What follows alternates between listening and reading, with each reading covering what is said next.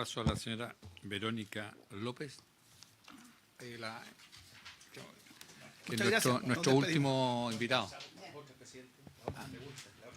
Sí. Sí, no sé si me dieron el tiempo yo, pero parece que no. Bueno, muchas gracias. Muchas gracias a Mario y al equipo.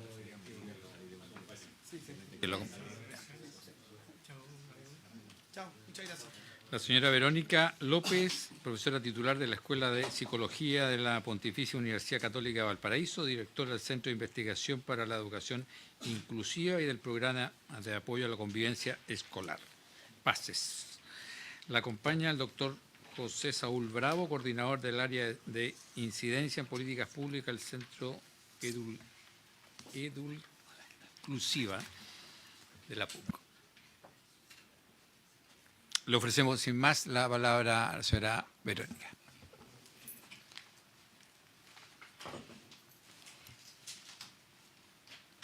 Buenas tardes, muchas gracias por la invitación y prometo ser breve porque entiendo que la hora, ¿sí?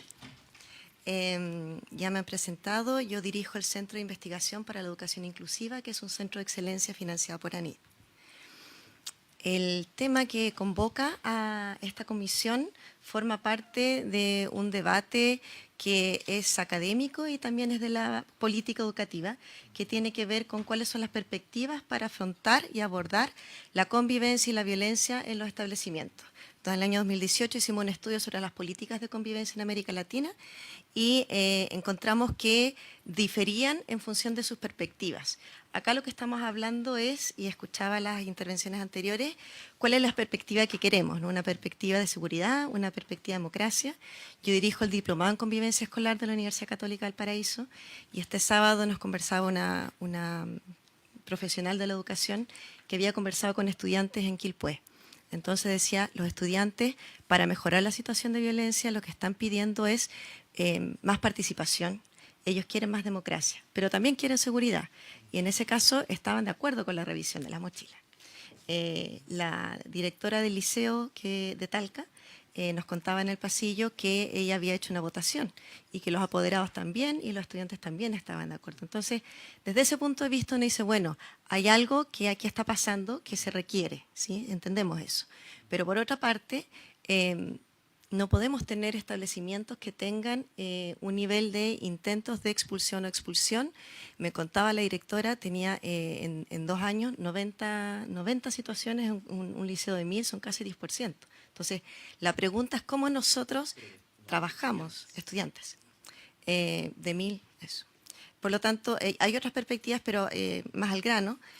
Nosotros vamos a compartir un policy brief que hemos presentado en la Comisión de Educación de la Cámara de Diputados, que contiene 2 documentos. El primero de ellos tiene que ver con la situación del proyecto de ley. Yo estaba revisando ahora el análisis comparado y veo que hay varios asuntos que ya se abordaron y en ese caso me parece que es un avance en relación a los temas que quisiera plantear. Como ya he dicho, el presidente del Colegio de Profesores, y lo ha señalado también el subsecretario de Educación, en realidad este proyecto de ley es una perspectiva restringida, ¿cierto? Más centrada en sanción y seguridad. La denominación de punitiva existe en la literatura científica, yo mismo dirijo un proyecto Fondesis sobre práctica de disciplina punitiva y tienen una definición, que es aquella que saca al estudiante de la sala de clases y le resta la posibilidad de diálogo, aprendizaje y participación. Ahora, se entiende que este proyecto de ley busca atender a situaciones que han sido graves y que son constitutivas, hechos constitutivos de delito, ¿no? Entonces, una cosa es el conflicto, otra es cómo aprendemos a trabajar, abordar los conflictos de manera dialógica para que no haya violencia. Otra pregunta es qué hacemos con la violencia escolar y otros son los hechos constitutivos de delito. Desde ese punto de vista, la ley 21.809 lo que busca es armonizar un poco más, ¿cierto? Desde un enfoque escuela total, las medidas de promoción, prevención y se incorpora, como ya han dicho, las de sanción y seguridad. Algo que hoy día les presentó el subsecretario de Prevención de Delito son la evolución en el tiempo, ¿cierto?, respecto a las denuncias y respecto a la situación más constitutivas de delito que ocurre en el contexto escolar. Nosotros hemos hecho un análisis longitudinal en el tiempo de la respuesta de los estudiantes de Chile a las preguntas que se incorporan en los cuestionarios del CIMSE, Calidad y Contexto de la Educación. Y ahí lo que hemos encontrado es un mejoramiento desde la voz de los estudiantes en la convivencia y una disminución de la violencia en la enseñanza básica, en los cuartos básicos. Y eso es parecido a los resultados que uno encuentra en CIMSE, lenguaje y matemática. Pero a diferencia de eso, lo que encontramos es un aumento efectivamente de percepción de reportes de violencia entre pares, física, de victimización verbal, ciberbullying sobre todo, ha aumentado en los últimos años, particularmente concentrado en los liceos grandes y que tienen un enfoque más punitivo. Punitivo en el sentido de mucha aplicación de anotaciones negativas, mucho envían inspectoría, suspensiones, intentos de cancelación de matrícula, intentos de expulsión. En nuestros estudios cualitativos que mencionaba el presidente del Colegio de Profesores, mi equipo que yo lideraba ha hecho muchos años investigaciones, por ejemplo, en el norte de Chile, de todos los establecimientos de Chile, identificamos los que tenían más bajo nivel de aplicación de prácticas de disciplina punitiva y encontramos que generaban rutas cortas en el sentido menos burocrática, mayor participación del profesor jefe, profesores de asignatura, que apoyan un vínculo docente. Versus liceos, sobre todo como pareciera que es la matrícula, liceos muy grandes, muy complejos.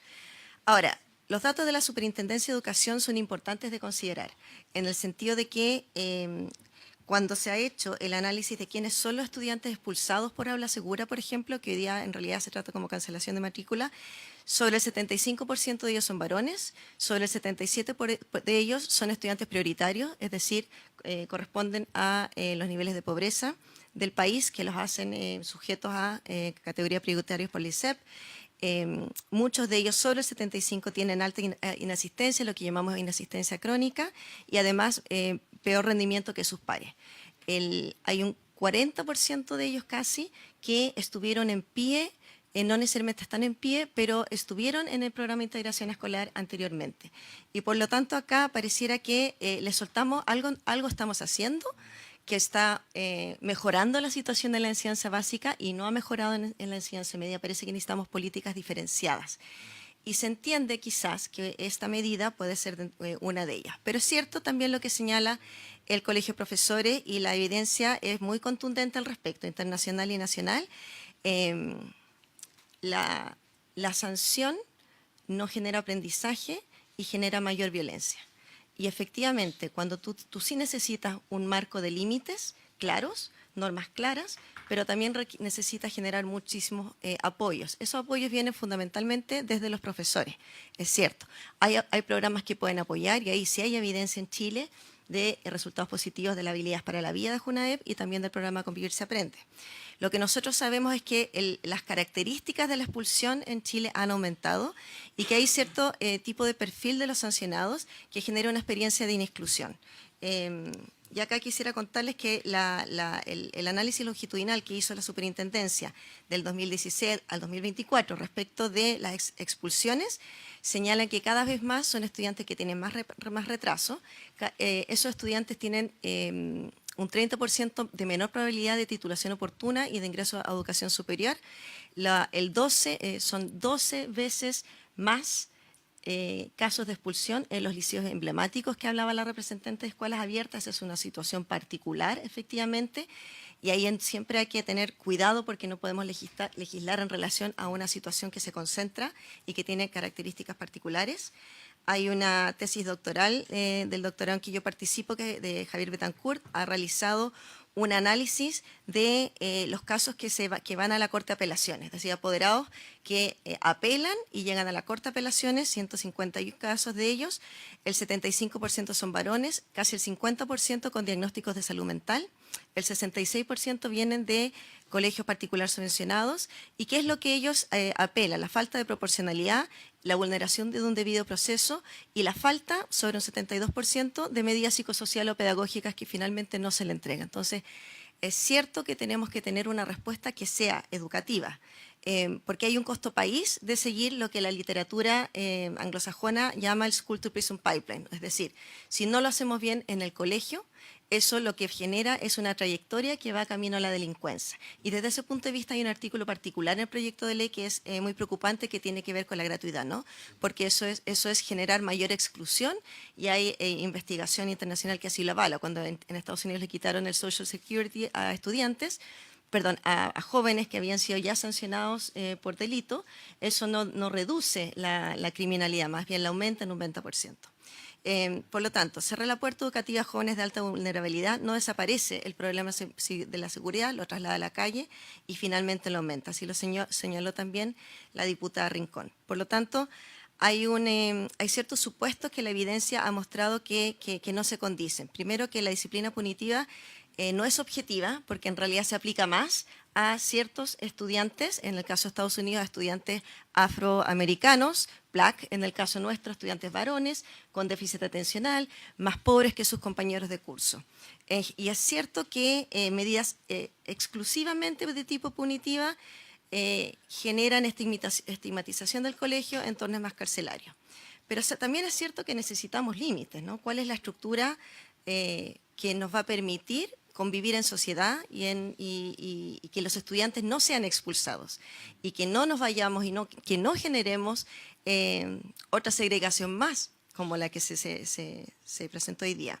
Lo que nosotros hemos hecho es un análisis entre la ley de convivencia y el proyecto de ley de escuelas protegidas. Estamos de acuerdo que en realidad es una perspectiva restringida, que muestra la evidencia científica que las escuelas seguras, primero, que los estudiantes y las comunidades educativas sí necesitan sentir seguras, claro, pero para eso se requiere una legitimidad comunitaria y liderazgos altamente coordinados. Desde ese punto de vista, también que las rutas largas, que suelen ser muy burocráticas, muy manageriales en general, tienden a ser muy punitivas. Por lo tanto, hay un artículo que guarda relación con la gestión colaborativa de conflictos que sea de carácter más obligatoria y no solamente voluntaria. Quizás hay algo ahí que también es razonable. Lo que sabemos entonces es que la exclusión no disuade, sino que deprime el rendimiento. En consideración a lo anterior y de manera más sintética, el Policy Brief entrega recomendaciones de texto importantes de modificación que nosotros quisiéramos proponer. Por una parte, respecto a una gobernanza democrática, supeditar la revisión de pertenencias, la revisión de mochila, el acuerdo previo al Consejo Escolar. Ya conocemos de establecimientos que ya le han preguntado a los apoderados firmar una carta. O sea, hay algo que está ocurriendo ya a nivel del sistema educativo. Lo que yo sugiero, y sugería a la Comisión de Educación, entiendo que algo ya se incorporó, es que hubiera presencia de un adulto, del apoderado ojalá, y si no es del apoderado, de un adulto del establecimiento, en el caso del ingreso de policía, pero incluso en el caso de revisión de mochila, que esté el adulto presente, que el adulto dé su consentimiento. Es distinto estar informado que dar el consentimiento, y quizás ese consentimiento se puede dar al inicio del año, como parte de las situaciones porque quizá yo estoy trabajando, no puedo ir en ese momento. Creo que también ha sido importante la consideración de que si el estudiante se niega, ¿qué ocurre? Bueno, llaman al apoderado, y el apoderado, si se niega, también entiendo que llaman entonces a la OLN, ¿cierto? Lo que es razonable también. Un poco las garantías de la niñez es necesario resguardarlas, sobre todo en el caso, o sea, para todos los estudiantes, pero con especial ojo en el caso de estudiantes con necesidades educativas especiales, que como les acabo de mostrar, es muy frecuente, es desproporcional la cantidad de estudiantes que han participado en los programas de integración escolar, pero que ya no están. ¿Y por qué no están? Porque hay muchos establecimientos en ciencia media que no tienen. Entonces estuvieron en la básica, se cambiaron de colegio, allá no hay PIE, pero la situación no les podemos soltar la mano a nuestros estudiantes. Otras recomendaciones, y por lo tanto ya hay un artículo, el articulado actual dice que en caso de que el estudiante participe en PIE, y yo agregaría o haya participado previamente en su otro establecimiento, entonces ahí necesitamos seguir la trayectoria del estudiante, puede entonces también estar presente el profesional del PIE, y si el establecimiento no tiene PIE, porque eso ya es otro problema para otra sesión, ¿no? Que no es algo obligatorio para los establecimientos voluntarios, sí al menos alguien encargado de convivencia escolar, que sí es obligatorio para todos los tipos de establecimientos. En relación a la sanción de la gratuidad, Schnappe y Müller en el año 2024, creo que es la evidencia más contundente, muestra que, lo que les decía, quitar la seguridad social en el caso de Estados Unidos no disminuye el problema, más bien lo aumenta en un 20% más. Y eso es muy probable en la situación que tendríamos de aprobarse esa gratuidad. Eso es muy preocupante porque entiendo que la modificación que se hizo de la Comisión de Educación de la Cámara de Diputados hacia acá agrega incluso el caso de los estudiantes que ya ya reciben de gratuidad, es decir, que ya son universitarios, de quitárselas. En concreto, resguardar la gobernanza a través de la legitimidad del Consejo Escolar. Si está en el reglamento interno de convivencia, debiera estar ya validado por el Consejo Escolar, por lo tanto hay garantías de eso, pero resguardar eso. Resguardar el procesal, ahí estamos de acuerdo con, creo que fue el lunes el subsecretario de la Niñez, de los 4 principios, me parece que también son muy razonables. La transición al pie en general, cuidar a los estudiantes que han sido incluidos a través de los no soltarles la mano a ellos, y en este caso tener especial consideración porque esos estudiantes son más propensos a desregularse también, entonces no queremos con eso como escalar más el conflicto. Procurar las rutas cortas, y desde ese punto de vista la gestión colaborativa de conflicto ha sido un caso muy importante en la superintendencia. Nosotros tenemos también convenios y colaboración con la superintendencia nacional en las regiones, y lo que ellos han señalado, porque lo han identificado, es que del análisis longitudinal de todas las denuncias se han dado cuenta que se concentran en pocos establecimientos del país, o sea que son siempre que reciben más denuncias. Entonces el problema es que los establecimientos no aprenden a resolver el conflicto de manera más dialógica. Y, por tanto, una resolución dialógica al conflicto genera una mayor capacidad de aprendizaje organizacional e institucional. Si me permiten, y para finalizar, yo agregaría un último artículo que es de monitoreo. Es decir, si se va a realizar no solamente revisión de mochilas, sino todas las medidas que señala, establecer un sistema que permita monitorear para chequear efectivamente que no haya una discriminación arbitraria en la aplicación de esa normativa. Por lo tanto, en vez de una revisión unilateral, exigir la aprobación previa del Consejo Escolar, el consentimiento de los apoderados, garantizar por ley la presencia de apoderado u otro adulto, equipo convivencia, equipos PIE, eliminar la obligación, el tema burocrático, favorecer las rutas cortas, suprimir la inhabilidad para la gratuidad, protegiendo las trayectorias de los estudiantes, y agregamos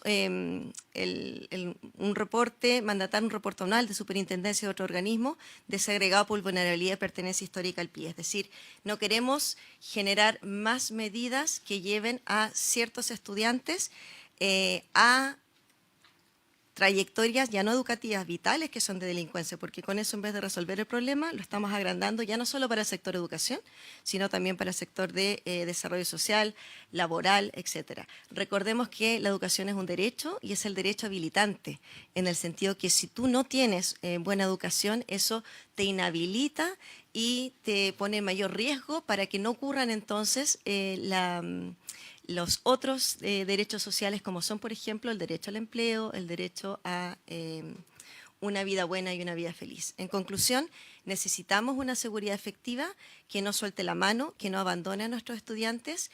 Necesitamos generar modelos de protección educativa o de democracia segura que permitan una gobernanza democrática. Chile contamos con consejos escolares, entonces podemos hacer uso de ellos, y muchos establecimientos ya se encuentran hablando del tema con sus consejos escolares. Necesitamos fortalecer, mejorar la seguridad, pero no con control físico externo como medida exclusiva, porque es absolutamente insuficiente. Lo que necesitamos es mejorar el vínculo pedagógico y el clima de aula. Y en relación a las medidas, no podemos generar seguridad a través de la exclusión.